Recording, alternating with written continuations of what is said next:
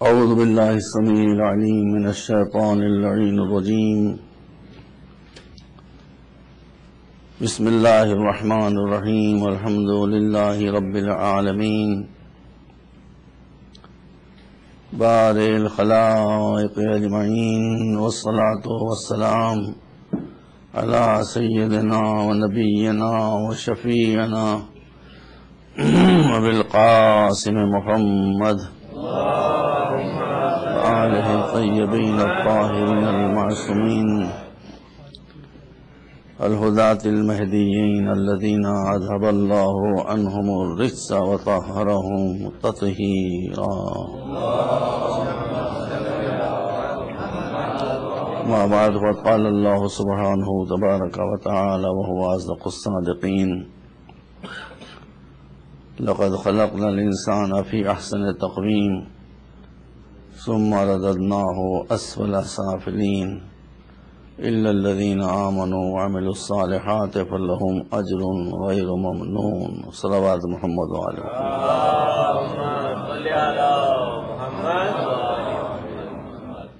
پھر وہی پچھلا سبق بیٹا آگے آ جائیے تھوڑا سا.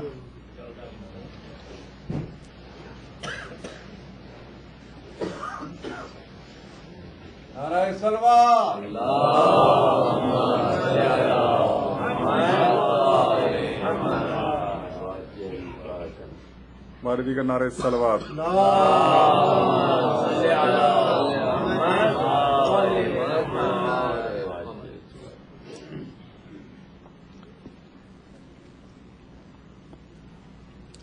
جو بات ان آیات میں کہی جا رہی ہے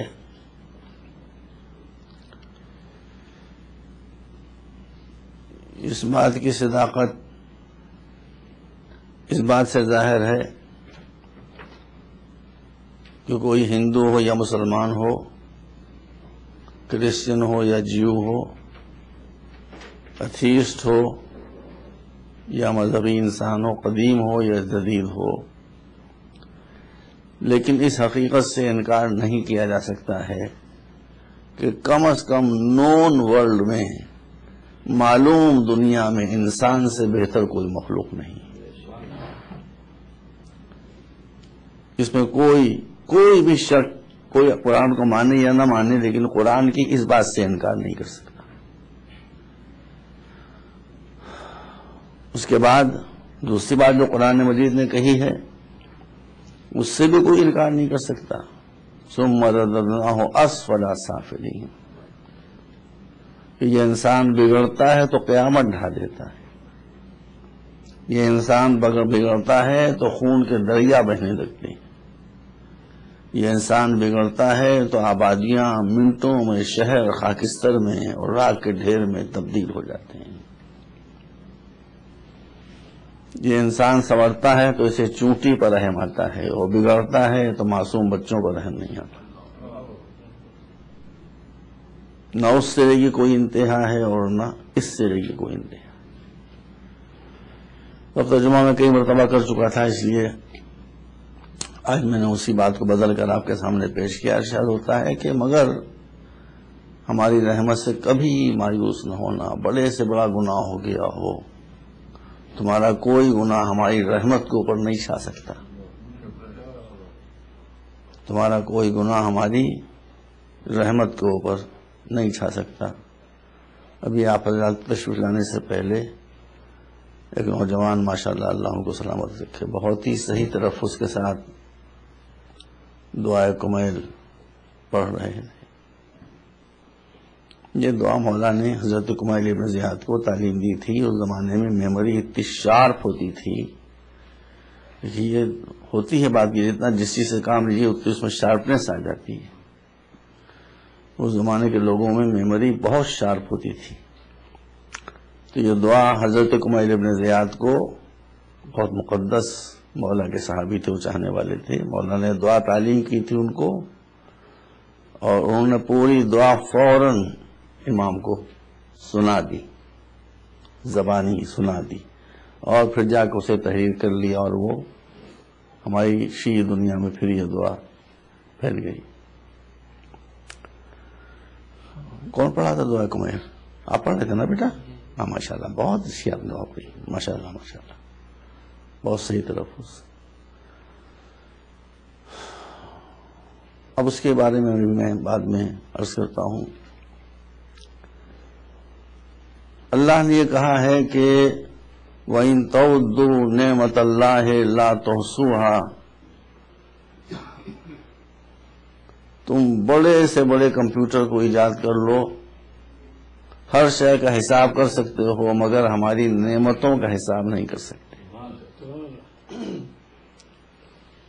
جس ملک میں آپ بیٹھے ہیں یہاں کچھ خرابیاں بھی ہیں لیکن اچھائیاں بھی بہت ہیں۔ ایک تو یہاں تھینک یو کلچر بہت اچھا ہے بھیا، یہ صحیح بات ہے، اتنا تھینک یو کہیں نہیں کہا جاتا۔ ذرا سا آپ نے کسی کو جگہ دے دی تھینک یو، ذرا سا پانی دے دیا تھینک یو، ذرا سی بات پر thank you thank you thank you. اس سے کیا ہوتا ہے؟ ایک قدردانی کا اظہار ہوتا ہے کہ آپ نے اگر ہمارے ساتھ یہ بات کی ہے تو ہم اس کی قدر کر رہے ہیں، اس کو نیگلیکٹ نہیں کر رہے ہیں۔ ایک بات آپ یاد رکھیے، ایک بات یاد رکھیے، یہ بات فضائل میں بھی چلے گی، یہ بات مسائل میں بھی چلے گی کہ جس کو اپنی عزت کا احساس ہوتا ہے وہ کسی کو ذلیل نہیں کرتا، اور جو ذلیل ہوتا ہے وہی بدنصیب عزت داروں کو ذلیل کرتا ہے یا ذلیل کرنے کی کوشش کرتا ہے۔ تو اب اللہ نے فرمایا کہ اتنی اب اس کی نعمتوں کو شمار کرایا جائے بیٹا تو ایناٹومی پڑھ لیجئے، خالی آنکھ کے بارے میں دیکھیے، اس آنکھ کیسے بنی ہے، کیا اس کا میکینزم ہے، کانوں کے میکینزم کو دیکھ لیجئے، دل کے میکینزم کو دیکھ لیجئے، لیور کے میکینزم کو دیکھ لیجئے، حیرت میں پڑ جائیے گا۔ تو آج میڈیکل سائنس اتنا آگے بڑھی ہے، تب یہ باتیں ہمارے سامنے آئی ہیں، لیکن مولا علی نے اب سے 1500 برس پہلے کہا تھا کہ اَتَزْعُمُ أَنَّكَ جِرْمٌ صَغِيرٌ وَفِرْقًا طَوَى الْعَالَمُ الْأَكْبَرُ، اے انسان تو اپنے کو چھوٹی سی باڈی، ایک چھوٹا سا جسم نہ سمجھنا، تیرے اندر ایک پوری دنیا سمائی ہوئی ہے، دنیا بھی دنیا، بڑی دنیا سمائی ہوئی ہے۔ اب وہ ان باتوں کو پیش کرنے کا موقع نہیں ہے۔ تو اللہ نے فرمایا کہ بھائی تم کینیڈا میں تمہیں کوئی ذرا سا راستہ دے دیتا ہے تو تم تھینک یو کہتے ہو، ایک گلاس پانی کا دے دیتا ہے تم تھینک یو کہتے ہو، ذرا سی بات پر thank you thank you thank you کرتے ہو۔ ہم نے تم کو اتنی نعمتیں دی، ہم کو بھی تو تھینک یو کرو۔ توجہ رکھیے گا بھائی، ہم نے اتنی نعمتیں دی، خود تم ہی نہ ہوتے، اگر ہم نہ چاہتے تو تم ہی نہ ہوتے، پھر تم کو ہم نے کتنی صلاحیتیں دی ہیں وہ بھی میں آگے عرض کرتا ہوں۔ تو تمہاری شرافت کا تقاضا یہ ہے کہ تم ہم سے کہو تھینک یو، لیکن اگر میں آپ کو ایک گلاس پانی کا دے کر آپ سے کہوں سے تھینک یو تو گیا میں قصہ ختم ہو گیا۔ جو دینے والا ہوتا ہے وہ تھوڑی کہتا ہے کہ تم تھینک یو کہو، یہ تو آپ کا تقاضا ہے کہ آپ تھینک یو کہیں، تو پھر اللہ کیوں کہہ رہا ہے کہ میرا شکریہ ادا کرو، ہے نا؟ دیکھیے سوال اٹھ سکتا ہے، وہ کیوں کہہ رہا ہے کہ شکریہ ادا کرو؟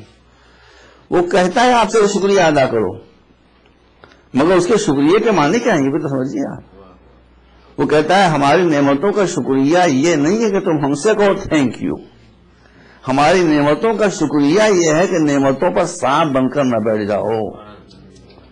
جو نعمتیں ہم نے تم کو دی ہیں تم اگر اس کا شکریہ ادا کرنا چاہتے ہو تو ہماری ذات میں کسی کو شریک نہ کرو، ہماری نعمتوں میں سب کو شریک کرو۔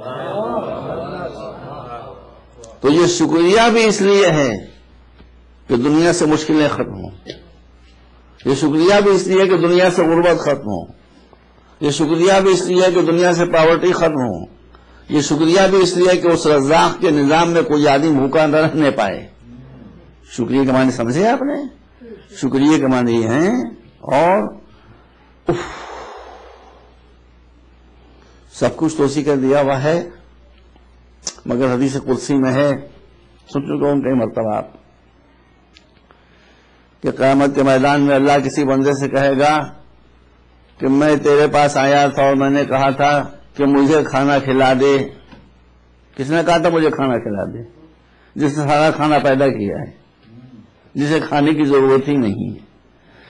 وہ کہتا ہے کہ میں آیا تھا تیرے دروازے پر فلاں دن، اور میں نے کہا تھا مجھے کھانا کھلایا، تو نے مجھے بھوکا واپس کر دیا. چکرا جائے گا آدمی کا پالنے والے. تو کہاں کھانا اور کہاں، اور میرے در پر آنا کہاں. تب یاد دلایا کہ ایک بھوکا انسان آیا تھا، ایک بھوکا انسان تیرے دروازے پر آیا تھا. اگر تو نے اسے کھانا کھلا دیا ہوتا تو میں سمجھتا مجھے کھلایا. سوچیے سوچیے. ایک دوسرے انسان سے کہے گا کہ میں آیا تھا تیرے پاس کہ میرے پاس لباس نہیں ہے. وہ کہے گا کہ تجھے لباس کی ضرورت کہاں ہے؟ لباس تو جس کے بعد جسم ہوتا ہے اس کو ضرورت ہے، جسم ہی نہیں تجھے لباس کی ضرورت کیا؟ پڑھنے والے کیا بات کر رہا ہے؟ کہا ٹھیک کہہ رہا ہے، مگر کہ ایک انسان آیا تھا محتاج، اس کے بعد لباس نہیں تھا، تمہارے سے اس نے لباس مانگا تھا. دیکھیے انسانیت میرا موضوع ہے نا، اسلام میں انسان، وہ بتا رہا ہوں میں آپ کو. بھائی اس سے زیادہ اور کیا ہوگا کہ اللہ خاکی انسانوں کو اٹھا کر اپنے برابر بنائے لے رہا ہے.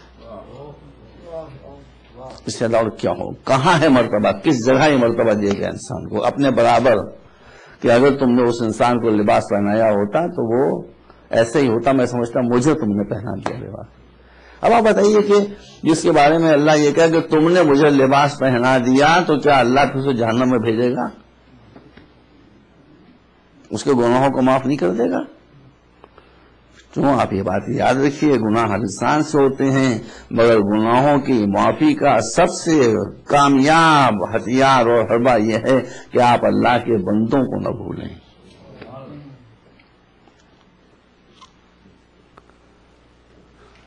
پھر ایک بندے سے کہا کہ میں آیا تھا، میں کہا تھا میرے پاس گھر نہیں ہے، مجھے گھر دے دے. وہ کہ تجھے گھر کی ضرورت ہے، جو اس سے آکان نہیں. وہ ایک آدمی آیا تھا، تو اس کے لیے چھوٹا سا گھر بنا سکتا تھا، مگر تو نے پیسے کو عزیز کیا، اس کی ضرورت تو نہیں دیکھا.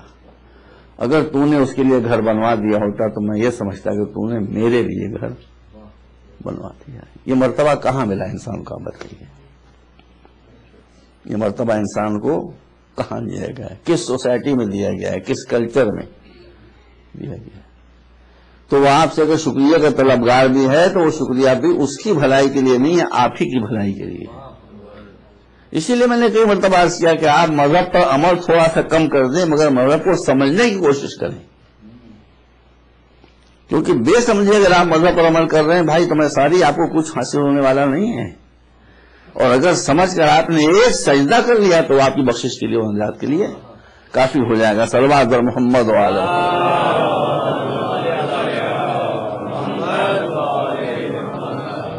ہمارے چھٹے امام ارشاد. دیکھیے موضوع میرا انسان ہے، میں کیا کروں. ہمارے چھٹے امام ارشاد فرماتے ہیں کہ بعض گناہ ایسے ہیں کہ جو اریز ہو ہی نہیں سکتے. کچھ بھی کر لو، جتنی چاہے نمازیں پڑھ لو، جتنے چاہے روزے رکھ لو، جتنی چاہے حج کر لو، جتنی چاہے تلاوت قرآن کر لو، وہ ٹس سے مس ہونے والا نہیں ہے وہ گناہ. تو پوچھا کہ پھر کیا کریں؟ کہا کہ یہ کرو، تم مصیبت میں پھنسے ہو نا، کسی انسان کی مصیبت دور کر دو تو وہ اریز ہو جائے. حج اس کو نہیں مٹا سکتے، نمازیں نہیں مٹا سکتی، روزے نہیں مٹا سکتے. تم مصیبت لاجیکل، تم مصیبت میں پھنسے ہو نا تو کسی کی مصیبت دور کر دو، وہ گناہ اریز ہو جائے گا. پرسوں مجھ سے اس شخص نے سوال کیا تھا کہ یہ شفاعت کا جو عقیدہ ہے آپ لوگوں کا، ہمارا کیا عقیدہ ہے؟ قرآن نے کہا ہم الگ سے تھوڑا کوئی عقیدہ بنا کے رہے ہیں. تو قرآن نے کہا یہ تو گناہوں پر انکریج کرنا ہے. میں نے کہا نہیں، گناہوں پر انکریج کرنا نہیں ہے، بات کو آپ سمجھ لیں. شفاعت کا حق اللہ کن لوگوں کو دے گا؟ اگر آپ کو یہ معلوم ہو جائے تو پھر آپ سوال نہیں کریں گے. شفاعت کا حق ان لوگوں کو ملے گا کہ اس دنیا میں جن کی افتاد تباہی ہو کہ ان سے کسی کی مشکل نہ دیکھی جا سکتی ہو. سمجھ رہے ہیں؟ کسی کو مشکل میں دیکھا اور وہ تڑپ گئے، کسی کو مصیبت میں دیکھا اور وہ تڑپ گئے، اس کی مشکل کو دور کر دیا، اس کی مصیبت کو دور کر دیا. تو چونکہ ان کی افتاد تباہ یہ ہے چونکہ ان کا بینٹ آف مائنڈ یہ ہے کہ ان سے لوگوں کی مصیبتیں نہیں دیکھی جاتی ہیں، اس لیے اللہ ان کی خاطرداری کے لیے آخرت میں ان کے مزاج کا لحاظ رکھتے ہوئے ان کو یہ حق دے گا کہ جیسے دنیا میں تم لوگوں کو مشکلوں سے نجات دلا دیتے، شفاعت کے ذریعے سے گناہگاروں کو گناہوں کے عذاب سے نجات دلوا دو. یہ ان کے لحاظ سے ہوگا.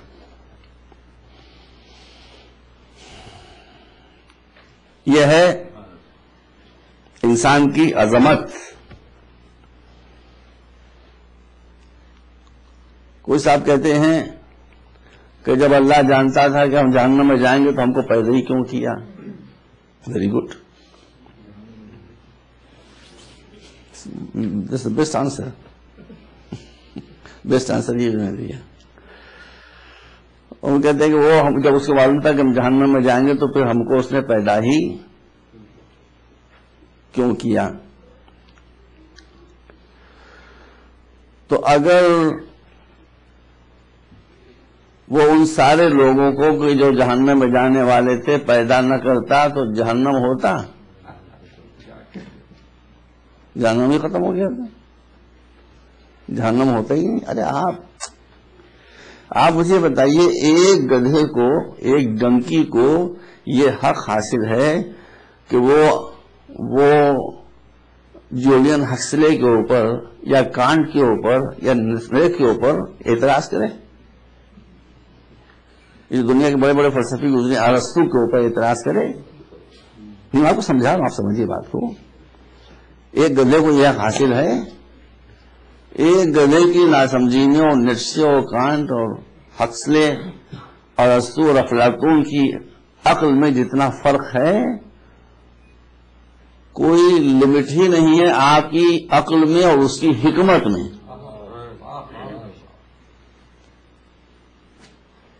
آپ کے پاس عقل ہے، اس کے پاس عقل نہیں ہے.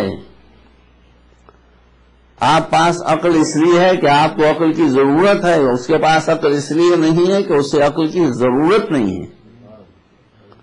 عقل کا کیا کام ہے؟ عقل کا کام یہ ہے کہ عقل کے ذریعے سے جو شے آپ کو معلوم نہیں ہوتی ہے اس کا پتہ چلا لیتے ہیں.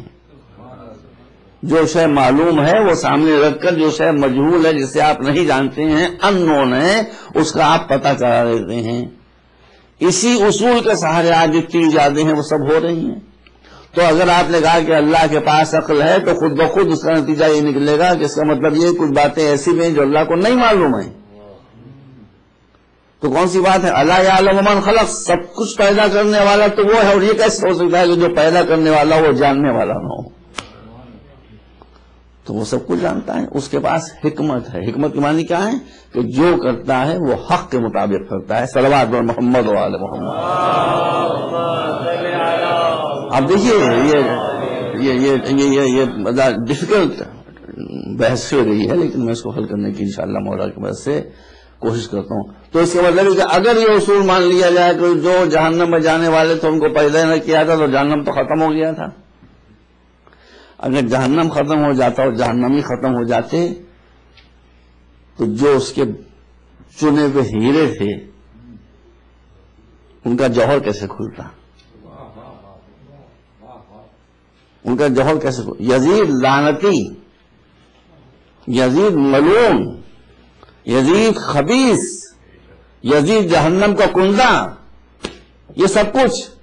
لیکن اگر لشکر یزیدی کا ظلم کربلا کے میدان میں نہ ہوتا تو حسین کے صبر کے جوہر کہاں سے کھلتے؟ اب غور کیجئے، بتائیے. جو حسین کا کردار ہے، جو اہل بیت حسین کا کردار ہے، جو اصحاب حسین کا کردار ہے، وہ کیسے کھلتا؟ اس لیے اپنے پیارے بندوں کا کردار دنیا کے سامنے پیش کرنے کے لیے کہ اگر ایسے ہیں تو ایسے بھی ہو سکتے ہیں. میں آپ اگر برا نہ مانیے، آپ اہل بیت سے بڑی محبت کرتے ہیں، میں اس کا قائل ہوں، عقیدت رکھتے ہیں، اس کا قائل ہوں، جان دے دینے کے لیے تیار ہیں، اس کا قائل ہوں، مگر اہل بیت کو سمجھنے کی کوشش کیجیے، ان کی معرفت حاصل کرنے کی کوشش کیجیے. اصل قدردانی یہی ہے کہ ان کو پہچانیے. جو بات کوئی کسی جگہ پر سوچ نہیں سکتا تھا، اللہ شاہد ہے، وہ اہل بیت نے کر کے دکھا دی. اگر انہوں نے یہ بات نہ کی ہوتی تو ہم سوچ نہیں سکتے تھے کہ یہ بات ممکن نہیں ہے. پھر اب میں عرض کر رہا ہوں، ابھی تو آپ کو پتا ہے کہ آپ کو کہاں تک جانا ہے، بیچ رڑ رہے ہیں آپ، بھی آپ کیسے فیصلہ کر رہے ہیں. ابھی نازک مسئلہ آ رہا ہے، میں کوئی کسی گناہ پر انکریج کرنا نہیں چاہتا، استغفر اللہ ربی واتوب الیہ. لیکن یہ بیٹا کیا نام ہے تمہارا؟ علی. ماشاء اللہ یا علی. چلو، یہ دعا کمائل پڑھ رہے تھے تو اس میں پڑھ رہے تھے ماشاء اللہ ایک انسان، وہ شروع سے اس کا کانٹیکسٹ ہے، ایک انسان، یہ اب اللہ سے بات چیت ہو رہی ہے، یہ اللہ سے بات چیت، ہم کہاں اللہ سے بات چیت کہاں، ہم کہاں اللہ سے بات چیت کہاں، وہ خود کہتا ہے ہم سے بات کرو، خود اس نے کہا.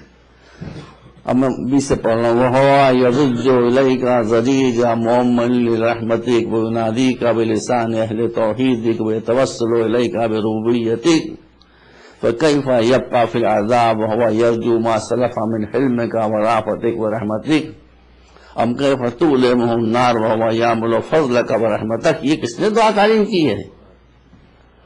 مولا علی نے، کہ میرے پالنے والے ایک گناہگار انسان جب بلک بلک کر تیری بارگاہ میں کہے گا کہ پالنے والے میں تیری رحمت کا امیدوار ہوں، مجھے معاف کر دے. ذریعہ یونادیک بلسان اہل توحیدک، اور تجھے پکارے گا ایسی زبان سے کہ جس پر لا الہ الا اللہ آ رہا ہو، تو تو اسے کیسے عذاب میں ڈال دے گا؟ کیا اس کی تمناؤں کو توڑ دے گا؟ کیا اس کی آرزوؤں کو پامال کر دے گا؟ تو اتنا رحیم، تو اتنا کریم، اس کی دعا کو نہیں سنے گا؟ تو بس بدبخت ترین لوگ ہوں گے جو جہنم میں جائیں، جن کو ذرا سا گناہوں کا احساس ہوگا اور اللہ سے لو لگائیں گے. ادھر لو لگائی، ادھر امید کا چراغ روشن ہوا. سمجھ رہے ہیں؟ مایوس ہونے کی ضرورت نہیں ہے. ابھی ہم بالکل ابتدا میں، ہم کو پتہ نہیں ابھی کیا ہونے والا ہے. ابھی انسان کی ساری کمزوری یہ ہے کہ وہ ہمیشہ پہلی سیڑھی پہ کھڑا ہوتا ہے، سمجھتا ہے آخری سیڑھی پہ کھڑے ہوئے ہیں. ارے بھائی ابھی آپ کو پتا نہیں، قرآن نے بتایا ہے کیا کیا. میں آپ کے سامنے پڑھوں. ایک جگہ پر پہلے آپ کو بتاؤں، دیکھیے کہ میں نے بات آپ کے سامنے کی ہے کہ انسان ہمیشہ پہلی سیڑھی کو آخری سیڑھی سمجھتا ہے. Newton, the greatest one of the greatest scientist of the world, جس نے 3 laws of motion ہمارے سامنے پیش کیے، وہ بڈھا ہو گیا تھا. بڈھا سبھی کو ہونا ہے. جب بڑھاپے میں پہنچا، بڑھاپے کی ایج میں، تو اس نے، اب اس زمانے میں الیکٹریسٹی نہیں تھی، اس زمانے میں بیٹا اسٹیم پاور نہیں تھی، کچھ نہیں تھا، لوگ بیلوں پر، گاڑیوں پر، گدوں پر چلا کرتے تھے. اس نے اپنے مرنے سے کچھ روز پہلے کہا، کچھ زمانہ پہلے کہا کہ میں دیکھ رہا ہوں کہ ایک زمانہ وہ آنے والا ہے جلد ہی کہ جب لوگ 50 میل کی رفتار سے چلیں گے. کتنا؟ 50 miles per hour. 50, not 500 miles, not 50,000 per mile. 50, just 50. پڑھی اس چیز میں. جب اس نے کہا کہ لوگ 50 میل کی رفتار سے چلیں گے، 1 گھنٹے میں 50 میل کی رفتار سے، تو لوگوں نے کہا اب یہ پاگل ہو گئے. کون پاگل ہو گئے؟ حضرت نیوٹن. جی نیوٹن پاگل ہو گئے، دیوانے ہو گئے. ان کی سمجھ میں یہ بات نہیں آئی کہ 50 میل کی رفتار سے آدمی کہاں چل سکتا ہے. ان کا یہ پاگل ہو گئے. اب یہ ہذیان بک رہے ہیں. ایک مرتبہ صلوات بھیجیں آپ رات باز پر.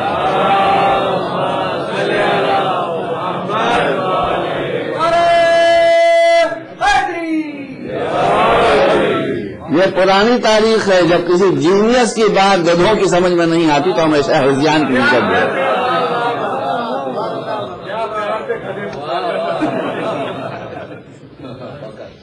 ایک مرتبہ صلوات بھیجیں آپ. آج انسان کی اسپیڈ کیا ہے بھائی؟ 1000 of miles. thousands of miles. ارے اب آج آپ سمجھیں گے اب یہی آخری سے ہے. دیکھیے آج جو ایجادیں ہو رہی ہیں، زمانہ اتنا فاسٹ جا رہا ہے کہ کسی بھی ایجاد کی عمر 1 سال 1.5 سال سے زیادہ نہیں ہوتی. ختم، ابسلیٹ ہو جاتی ہے، پرانی ہو جاتی ہے. میری نوجوانی کے دور میں جو ٹیپ ریکارڈر آیا تھا اس کو اٹھانے کے لیے مزدور بلوانا پڑتا تھا بھائی. گارنٹی ہے نا، اتنا بڑا جھاؤ کا جھاؤ، اس پر اتنے بڑے اسپول رکھے ہوئے وہ ناچا کرتے تھے. اب ٹیلی فون کے اندر لگا ہوا ہے، موبائل کے اندر، سمساری موبائل کے اندر لگا ہوا ہے، میری جیب میں بھی لگا ہوا ہے. دیکھنا اتنا سب ہو گیا. تو ہر شے جب اس کی ایجاد ہوتی ہے تو اس میں ڈیفیکٹس ہوتے ہیں، مگر قد اس کا بہت بڑا ہوتا ہے. قد بہت بڑا ہوتا ہے. جس کا قد بڑا ہو اس کے ڈیفیکٹ سے ذرا ہوشیار ہو جائیے. قد بڑا ہوتا ہے، ڈیفیکٹس بہت ہوتے ہیں، کوالٹی بہت لو ہوتی ہے. اور یہ موبائل جو ایجاد ہوا ہے، آپ کو معلوم ہے، آپ کو ضرور معلوم ہوگا، میں تو مولوی ہوں، آپ کو زیادہ معلوم ہوگا. موبائل جو ایجاد ہوا ہے تو اتنی بڑی بیٹری ساتھ میں چلتی تھی، جتنی کار کے اندر بیٹری ہوتی ہے لگ بھگ اسی سائز کی بیٹری کار کے اندر چلا کرتی. کمپیوٹر جب ایجاد ہوا ہے، اتنا سے کمپیوٹر آ رہا ہے آپ کے پاس، آ رہا ہے کہ نہیں آ رہا ہے؟ کمپیوٹر جب ایجاد ہوا ہے تو پورے کمرے کے سائز کے برابر تھا، اور اس میں اتنی ایفیشنسی نہیں تھی اتنے سے کمپیوٹر ایفیشنسی. تو اس کا مطلب یہ کہ جب چیز ابتدائی منزل میں ہوتی ہے تو سائز بڑا ہوتا ہے، ڈیفیکٹس زیادہ ہوتے ہیں. جتنی ترقی ہوتی جاتی ہے سائز چھوٹا ہوتا جاتا ہے، ایفیشنسی بڑھتی جاتی ہے. اب سمجھیے کہ مولا علی نے کہا کہ جو کچھ ساری دنیا کے علوم ہیں وہ سب سمٹ کر قرآن میں آ گئے ہیں. قرآن سمٹ کر بسم اللہ الحمدللہ رب العالمین میں آ گیا ہے، الحمدللہ رب العالمین بسم اللہ الرحمن الرحیم میں آ گیا ہے، بسم اللہ الرحمن الرحیم بے میں آ گیا ہے، اور بے سمٹ کر اس نقطے میں آ گئی ہے جو نقطہ بے کے نیچے دیا ہے. اس میں آخری مجلس میں مجلس کے آخری مجلس کے متعلق کچھ باتیں عرض کروں گا. کوئی اب سے 50 برس سوچ سکتا تھا کہ پیکرنگ میں یہ مجلس ہو رہی ہوگی،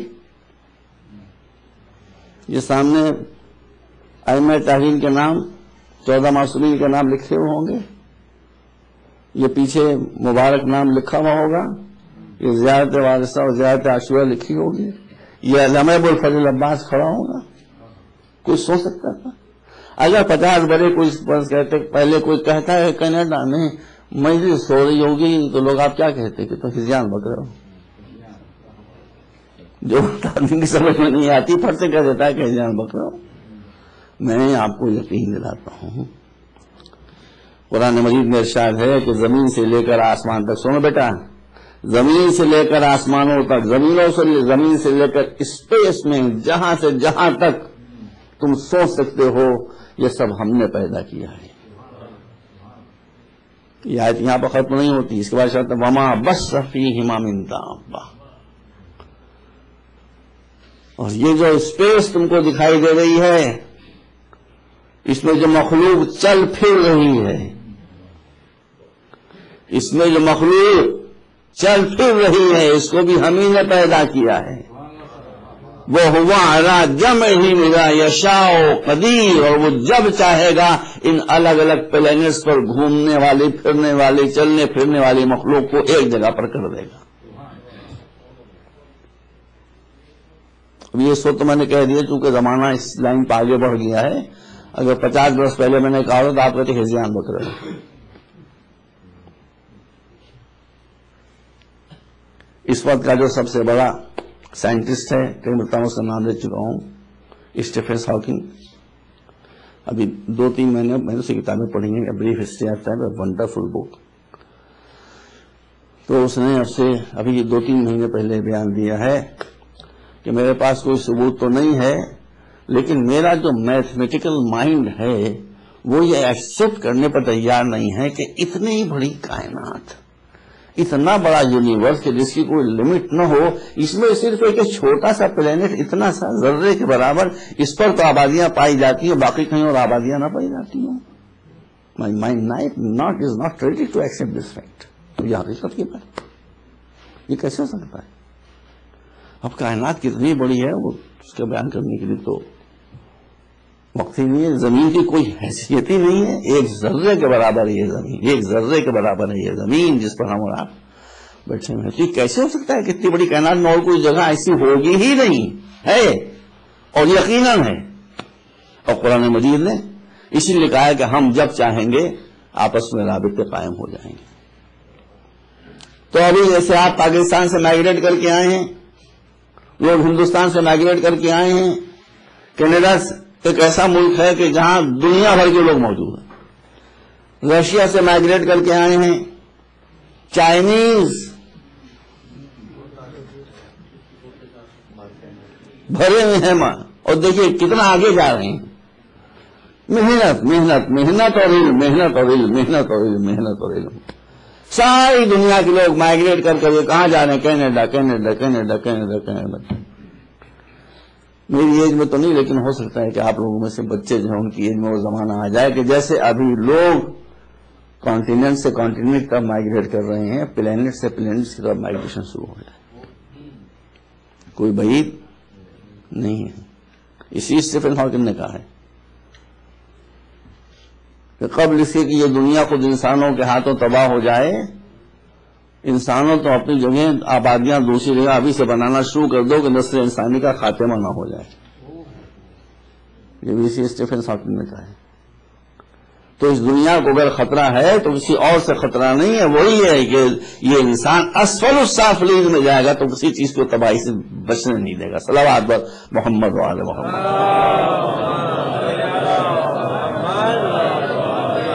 ایک مرتبہ اور صلوات بھیجیں افراد.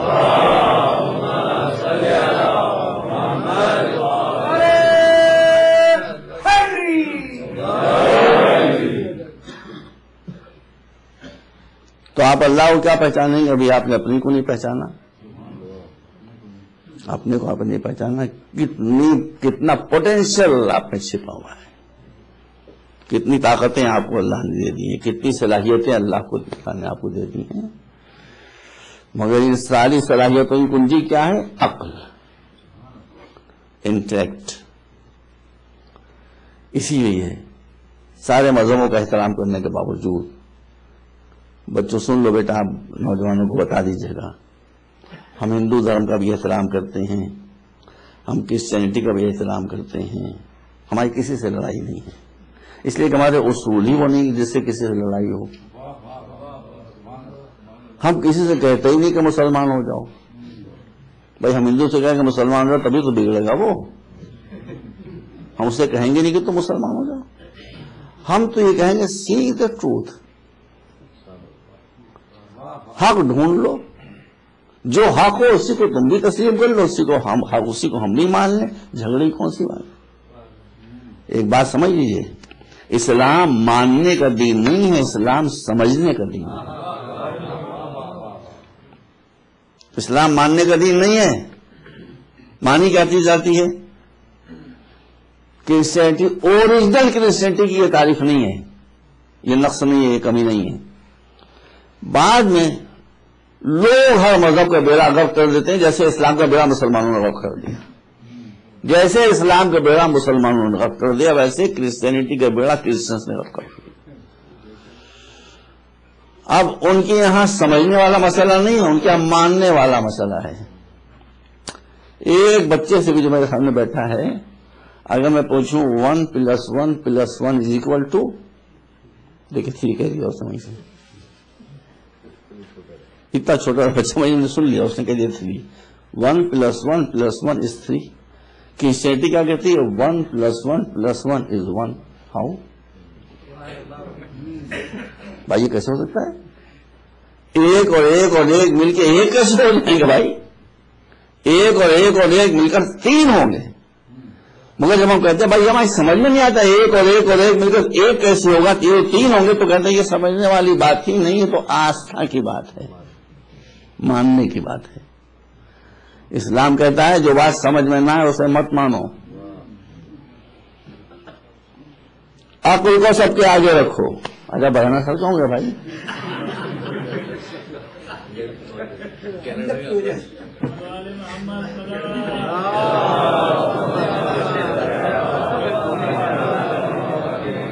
ہمارے بہت مخلص آدمی ہیں، بڑا ہمیں خاطر کرتے ہیں، بیچارے ہم جب بھول جاتے ہیں۔ خیر نیک آدمی ہیں، بہت عالم بعمل ہیں، اس میں کوئی شک نہیں۔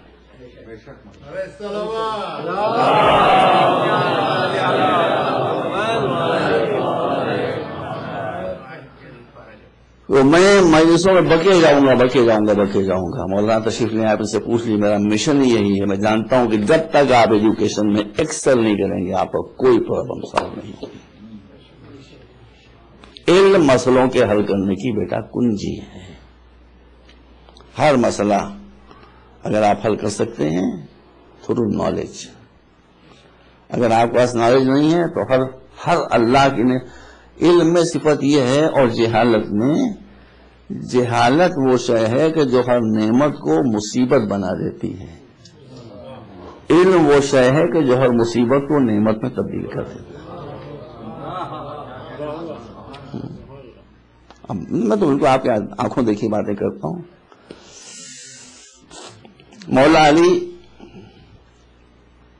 زہران ایک جگہ ہے سعودی عرب میں، جو زوئے سے ہے، اردو میں زو کہتے ہیں، اصل میں عربی تو زا ہے، اور وہ چونکہ ڈی ایس سے لکھا تھا سب اس کو بحران کہتے ہیں۔ بحران نہیں، وہ زہران ہے۔ زہران سے گزر رہے ہیں مولا علی کا، رکو، لوگ رکے، وہاں کی ریت اٹھا کر ایسے الٹنا پلٹنا شروع کی ہاتھوں میں، اور اس کے بعد فرمایا کہ میں ان ریت کی تہوں کے نیچے نفت دیکھ رہا ہوں۔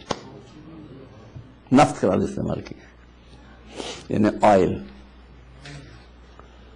سوائے علی کو کوئی دیکھ بھی نہ سکتا تھا زمین کی تہوں کے نیچے کہ نفت موجود ہے، اس لیے کہ علی کے علاوہ کوئی ابو تراب تھا بھی نہیں، سوائے محمد و آل محمد۔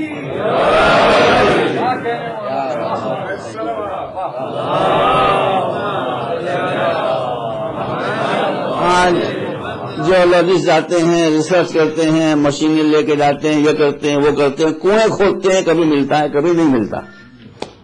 انہوں نے وہاں کھولا نہ کنواں کھودا، ہاتھ پر مٹی کو لٹ کے دیکھا اور کہا کہ میں اس کے نیچے نفس دیکھ رہا ہوں۔ نفس اللہ کی نعمت ہے کہ نہیں ہے؟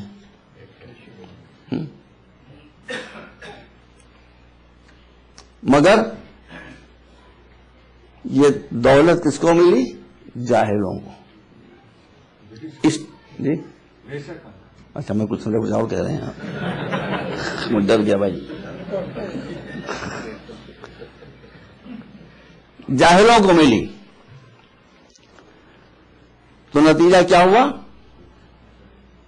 بیوقوفوں کو، دے آر اسٹوپڈ پیپل۔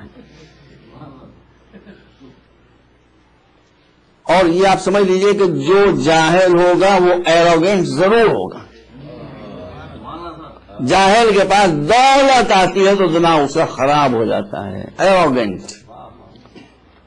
میں گیا حج میں، اب امیگریشن پر میں کھڑا ہوا ہوں، اور جہاں پر ایئر ٹکٹ مل رہے تھے وہاں کاؤنٹر پر کھڑا ہوا ہوں۔ مجھے عربی بھی آتی ہے، انگریزی بھی آتی ہے، میں ان سے کبھی انگریزی میں بات کرتا ہوں، کبھی عربی میں بات کرتا ہوں، وہ چپ بیٹھے ہیں، کوئی جواب نہیں دیتے۔ تو میں نے اپنے ساتھی سے کہا کہ وہ جو خانہ کعبہ سے بت اکھاڑے گئے تھے وہ لا کے یہاں لگا دیے گئے، جتنا بولے جائیے وہ کوئی جواب ہی نہیں۔ تو ایک ایروگنٹ، یہ اس لائق نہیں سمجھتے کہ ہماری بات کا جواب دے بھائی۔ دوسرے جہالت کا نقصان کیا ہوا؟ تیل سعودی عرب کا نکال کون رہا ہے؟ آرام کو سے صرف امریکئی کو آرام مل رہا ہے۔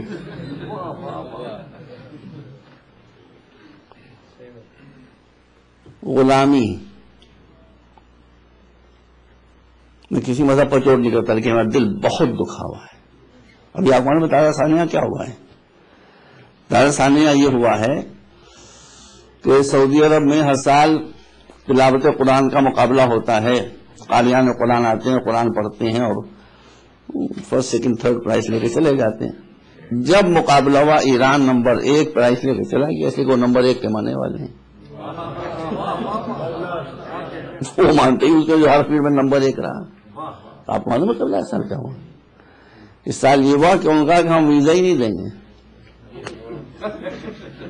ایرانی قاریوں کو ہم ویزا ہی نہیں دیں گے بھائی، ایرانی قانون محروم کر دیے گئے ہیں۔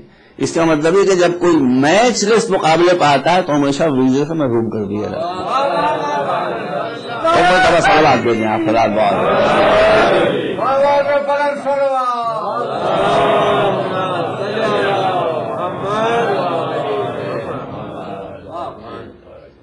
اب وہاں کے وہی جو ولچرز ہوتے ہیں، متوع ولچرز،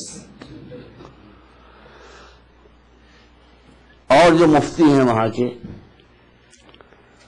فتوے ان کے دیکھیے فقط، یا اللہ توبہ، کیسے کیسے فتوے کہ میں یہاں آپ کے سامنے بیان نہیں کر سکتا، اتنے گندے فتوے، اتنے محمل فتوے، جس کا اسلام ایسے پاکیزہ دین سے کوئی تعلق ہی نہیں ہو سکتا ہے۔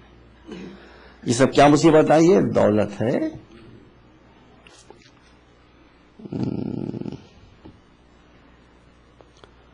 ابھی 2-3 مہینے پہلے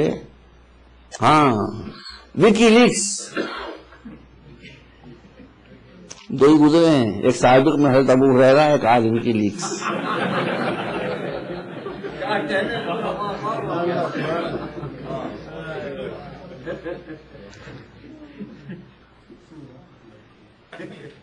تو وکی لیکس نے ابھی اوپن کیا ہے کہ ہیلوئین کے اوپر سعودی پیلس میں کیا ہو رہا تھا، پڑھا نا آپ لوگوں نے بچوں، پڑھا نا؟ شراب حرام ہے کس کے لیے؟ ہمارے لیے۔ بادشاہ وقت کے لیے واجب۔ گندی باتیں کس کے لیے حرام ہے؟ ہمارے لیے۔ شہزادوں کے لیے واجب۔ کیا کیا حرکتیں نہیں ہو رہی تھیں، سب اس نے کھول کے رکھ دیا۔ ہم نے کہا یا علی، ان کا مشرک ہو گیا۔ اللہ نے دنیا میں سزا یہ دی کہ جب یا علی کہنے والوں کو مشرک آپ نے قرار دیا تو آپ کو یا بش کہنا پڑا۔ اب یا علی یا بش میں کیا فرق ہے؟ ہم نے یا علی کہا، علی آئے، انہوں نے مدد کی، وہ چلے گئے۔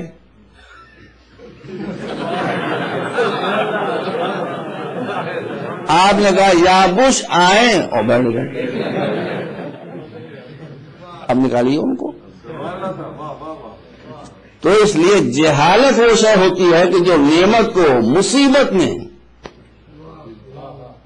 تبدیل کر دیتے۔ علم وہ شے ہے کہ جو مصیبت کو نعمت میں، جہالت جو نعمت کو مصیبت میں، علم جو مصیبت کو، ہر مصیبت کو علم جو ہے وہ نعمت میں تبدیل کر دیتا ہے۔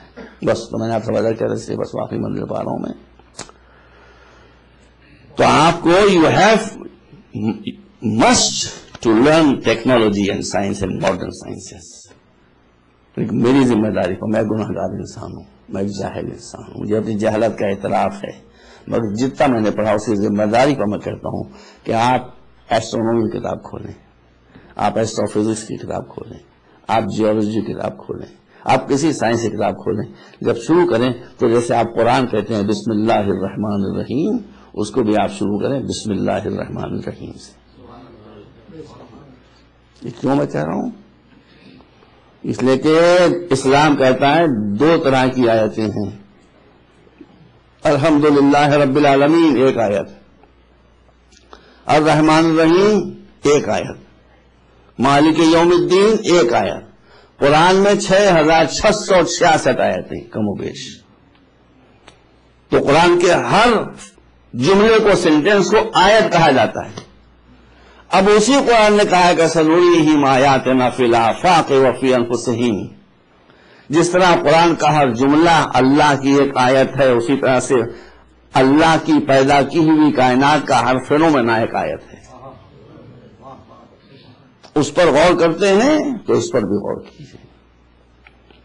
ایک بس 2 طرح کے علم ہیں، ایک علم ہے خادم، خدمت گزار، ایک علم ہے رہنما، راستہ بتانے والا، سائنس اور ٹیکنالوجی خدمت گزار علم ہے، دین کا علم رہنما علم ہے.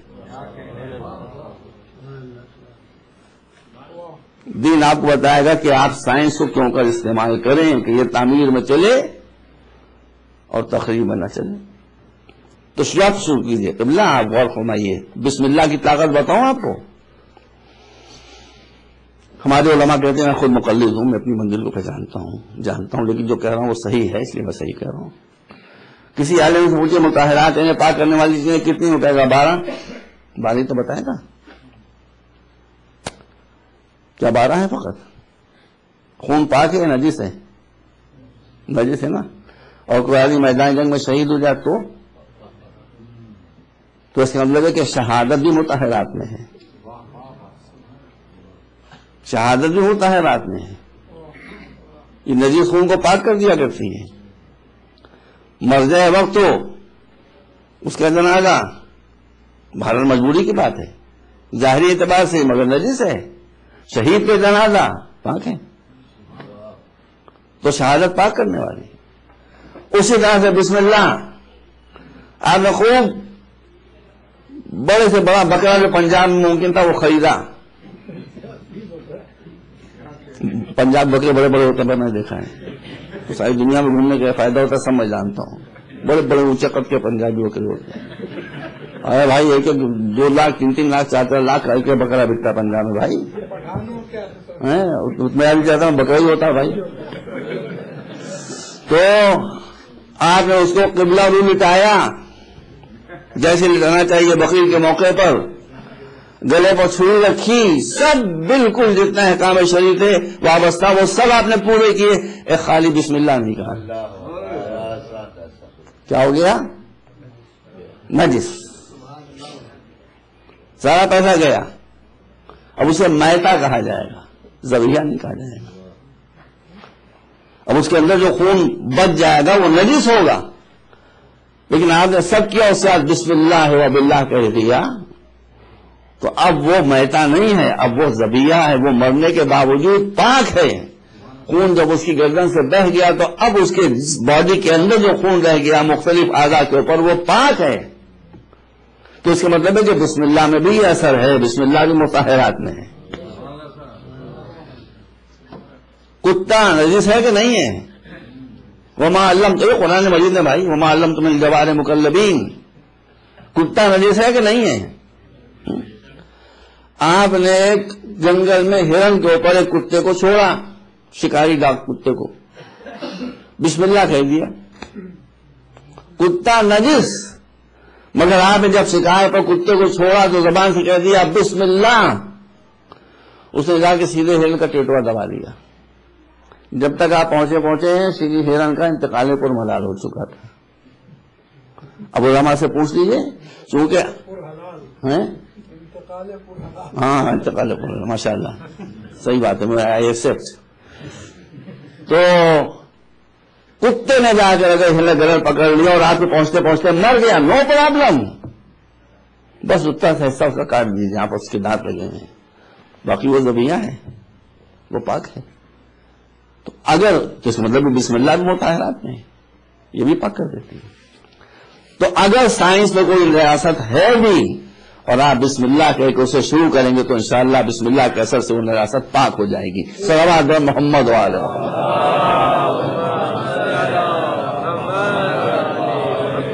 پھر بسم اللہ کر کے جب آپ سائنس پڑھنا شروع کریں گے تو آپ بام نہیں بنائیں گے. بسم اللہ بام بنانے کو تھوڑی کہی جا سکتی ہے. بسم اللہ آپ جب شروع کریں گے، بسم اللہ سے تعلیم شروع کریں گے تو آپ کیمیکل گیسز تھوڑی بنائیں گے ہلاک کرنے والی، جان لینے والی. پھر پوری سائنس انسان کی خدمت میں لگ جائے گی، کنسٹرکشن میں لگ جائے گی، ڈسٹرکشن میں نہیں لگے گی. یہ ہے بسم اللہ کی قوت. اب میں کبھی ایسی باتیں کہتا نہیں، لیکن اب موقع پہ آ جائے تو چکتا بھی نہیں. یہ ہے بسم اللہ کا اثر.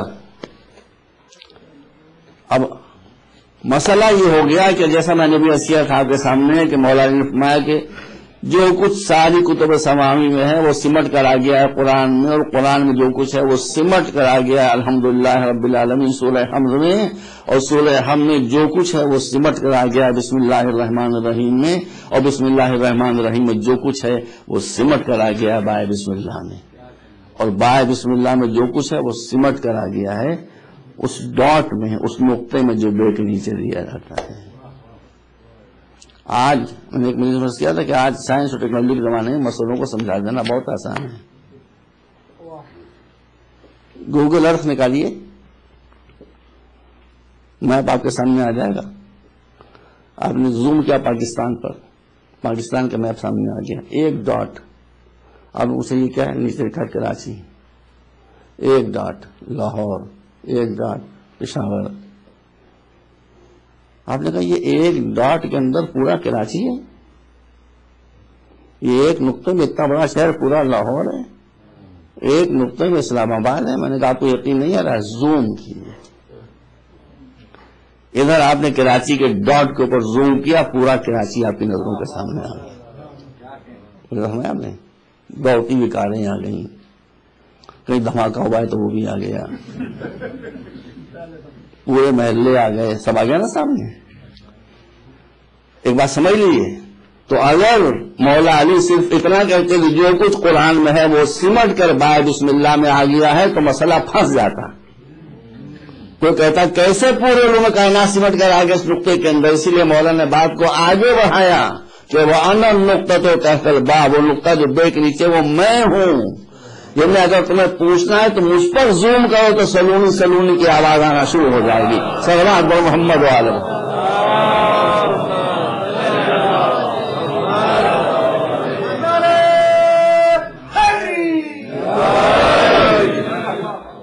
اب کچھ لوگوں نے یہ سن لیا کہ بسم اللہ الرحمن الرحیم بے سے شروع ہوتی ہے، جو کچھ سب ہے وہ بسم اللہ میں ہے، اور بسم اللہ میں جو کچھ ہے وہ بائے بسم اللہ میں ہے، اور بائے بسم اللہ میں جو کچھ ہے وہ نقطہ بائے بسم اللہ میں ہے، اور نقطہ بائے بسم اللہ علی ہیں۔ اب علی کی عداوت نے ان کو اس منزل پر پہنچا دیا کہ نماز میں انہوں نے الحمدللہ تو پڑھا، بسم اللہ ہی نہیں پڑھی۔ بھیا بسم اللہ نہ کہنے سے جب حلیلہ میں حلالہ کو چکر میں نے کہا تھا ذبیحہ مہتا ہو جاتا ہے، وہ حلالہ میں پہنچ گیا دوسری ہے، وہ بھی ایک مسئلہ ہے۔ تو بسم اللہ نہ پڑھنے سے جب ذبیحہ مہتے میں تبدیل ہو جاتا ہے تو بسم اللہ نہ پڑھنے سے نماز مہتے میں تبدیل ہو جائے گی۔ صلوات بر محمد وعلیہ۔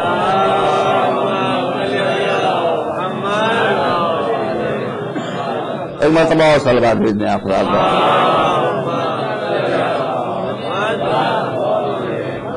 بس۔ تو مولا علی نے اپنے کو نقطہ با کہا تھا، لیکن ہمارا یقین ہے نقطہ با جیسے مولا علی ہیں ویسے ہی نقطہ با مولا حسن بھی ہیں۔ کوئی شک ہے آپ کو اس میں؟ اپنے دور میں نقطہ با حسین بھی ہیں، اپنے دور میں نقطہ با زین العابدین بھی ہیں۔ ہر امام اپنی منزل کے اوپر نقطہ با ہے۔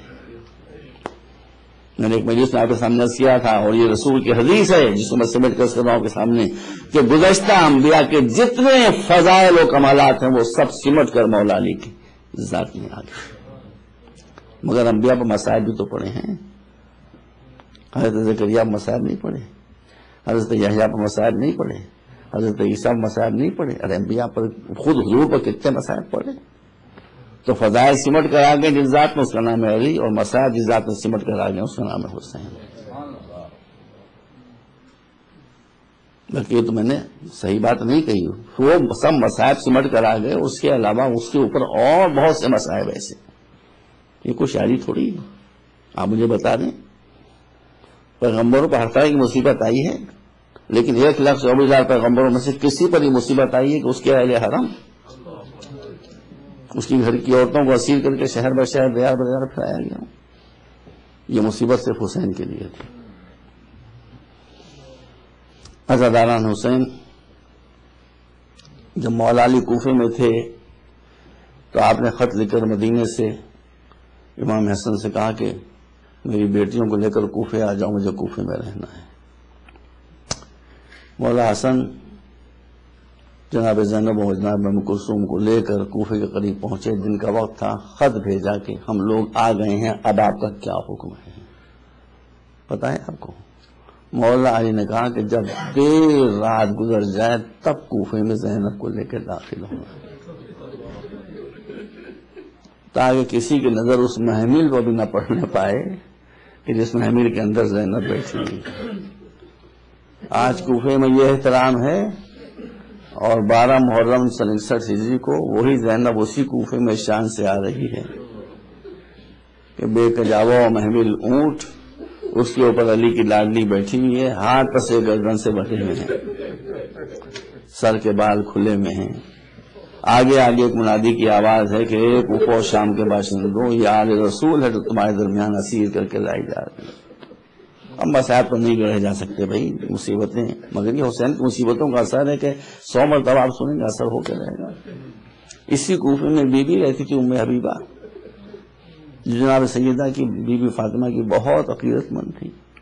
یہ کہتی ہے محرم کی 12 تاریخ تھی, محلے کی عورتیں میرے گھر میں دوڑتی ہوئی آئیں اور میرا شانہ پکڑ کے کہنا شروع کیا, چلو چلو چلو. میں نے کہا کہاں چلوں کہاں چلوں کہاں چلوں؟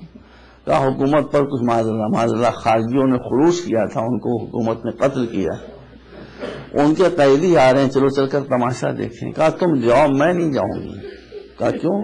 کہا مجھ سے میری بیوی نے منع کر دیا تھا کہ ام حبیبہ سب چیزوں کا تماشا دیکھنا لیکن کبھی قیدیوں کا تماشا نہ دیکھنا. میں قیدیوں کا تماشا دیکھنے کے لیے نہیں جاؤں گی. کہا کہ نہیں, وہ تمہیں کہیں جانا نہیں, وہ تمہاری بالکنی کے نیچے سے قافلہ گزر رہا ہے. کہا میں لاکھ انکار کرتی رہی, مجھے زبردستی گھسیٹتی بھی عورتیں لے کر آ گئی, وہ بالکنی کو اٹھا دیا. میں دیکھا آگے آگے بنی میاں کے پرچم, میں تو اسی وقت ڈری کہ پتہ نہیں یہ ظالم کہاں سے آ رہے ہیں. کہا اس کے پیچھے پیچھے کٹے ہوئے سر جن سے نور نکل رہا تھا. میں نے کہا یہ خارجیوں کے سر تو نہیں ہیں, یہ تو بہت پہنچے ہوئے بزرگ ہیں جن کے کٹے ہوئے سر چلے آ رہے ہیں. کہہ رہا میرا دل دھڑکنا شروع ہوا. کہا اس کے پیچھے پیچھے میں نے دیکھا کہ ایک بیمار اور ناتواں, جس کے ہاتھوں میں ہتھکڑیاں, پیروں میں بیڑیاں, گلے میں توقے خاردار, آگے آگے شہداء کے سر, مگر اس کی زبان پر سوائے حمد و ثناء الہی کے اور کوئی نہیں. میں نے کہا یہ کیسا اللہ کا بندہ ہے کہ جو اس مصیبت میں بھی شکوہ نہیں کر رہا بلکہ حمد و ثناء الہی کر رہا ہے. کیونکہ مجمع بڑھتا جاتا تھا, مجمع بڑھتا جاتا تھا, مجمع بڑھتا جاتا تھا, یہاں تک کہ ایک اونٹ کہ جس پر ایک ضعیفہ بیٹھی تھی, جن کی کمر جھکی ہوئی, جن کے سر کے بال سفید, پہچانا آپ نے کون ہے؟ یہ وہی زینب ہے جو کربلا میں آئی تھی تو قد بالکل سیدھا تھا, سر کا کوئی بال سفید نہیں تھا. یہ عاشور کی مصیبت نے بی بی کی یہ حالت بنا دی. اور کہا کہ میں نے دیکھا کہ بی بی گود میں ایک چھوٹی سی معصوم بچی بیٹھی ہوئی ہے, جس کے سوکھے ہوئے ہونٹ, جس کے رخسارے نیلے, جو فریاد کر رہی ہے ایک ایک سے کہ مجھے تھوڑا سا پانی پلا دو, مجھے تھوڑا سا پانی پلا دو, مجھے تھوڑا سا پانی پلا دو. لوگ ہنس رہے تھے, قہقہے لگا رہے تھے. کہا بالکل اتفاق کی بات کہ وہ اونٹ جب میری بالکنی کے نیچے آیا تو مجمع اتنا زیادہ ہو گیا کہ وہ آگے بڑھ نہ سکا, وہیں رک گیا. کہا کہ مجھ سے برداشت نہ ہو, میں دوڑتی ہوئی گئی, لے کر پانی کا گلاس آئی, اور آنے کے بعد میں نے کہا لو بچی تم پانی پینا چاہتی ہو پانی پی لو, مگر ایک شرط ہے. بچی نے پوچھا کیا شرط؟ کہا کہ تمہیں ایسی قیمت دینا پڑی. کہا قیمت کہاں سے ہے؟ کہا نہیں قیمت ایسی نہیں کہ تم دے نہ سکو. کہا کیا قیمت؟ کہا جب پانی پی لینا دل تمہارا ٹھنڈا ہو جائے تو میں بس 2 دعائیں کروں گی, تم اس پر آمین کہہ دینا, یہی اسی قیمت ہے. سکین نے کہا ٹھیک ہے میں تیار ہوں. پانی پی لیا. کہا بتاؤ کیا تمہاری دعا ہے؟ کہا کہ میری پہلی دعا تو یہ ہے کہ میرے بچے کبھی اس طرح سے بے والد و وارث نہ ہو جیسے تم ہو گئے. اور اس معصوم بچی نے کہا آمین. اب آپ سوچیں کہ زینب میں جب یہ سنی ہوئی آمین تو دل پر کیا گزری ہو. کہا دوسری دعا کیا ہے؟ بس دعا میری ختم ہو گئی. کہا دوسری دعا یہ ہے کہ اللہ سے میں دعا کرتی ہوں کہ میرے شہزادے مدینے میں صحیح و سالم رہیں اور میری شہزادی صحیح و سالم رہے. بس اب مدینے اور شہزادی اور شہزادے کا نام سن کر زینب نے جھکا اور سر اٹھایا. کہا تیرا شہزادہ کون ہے مدینے میں؟ تیری شہزادی کون ہے مدینے میں؟ کہا میرا شہزادہ نواز رسول حسین میری شہزادی فاطمہ کی بیٹی زینب کبریٰ کا ام حبیبہ. ہمارا منظور وہ آ گئی کہ اپنے چاہنے والے بھی ہمیں نہیں پہچان رہے ہیں. اب اپنے شہزادی اور شہزادی کی دعا نہ کرو, وہ حسین کا کٹا ہوا سر نو کے نیزہ پر ہے. یہ تیری شہزادی ہے جو 80 ہو کر در بدر پھرائی جا رہی ہے. وسيعلم الذين ظلموا أي منقلب ينقلبون اللهم اغفر للمؤمنين والمؤمنات والمسلمين والمسلمات الأحياء منهم والأموات إنك تغفر الذنوب جميعا. آپ حضرات ان تمام حضرات کے لیے جو کسی پریشانی میں مبتلا ہیں ان کی پریشانی دور ہونے کے لیے، جو بیمار ہیں ان کی شفا یابی کے لیے، اور خاص طور پر قیصر رضوی صاحب کی شفا یابی کے لیے ضرور دعا فرمائیں. اللہ ان سب مریضوں کو شفا عطا فرمائے برحمتک یا ارحم الراحمین انک علی کل شیء قدیر.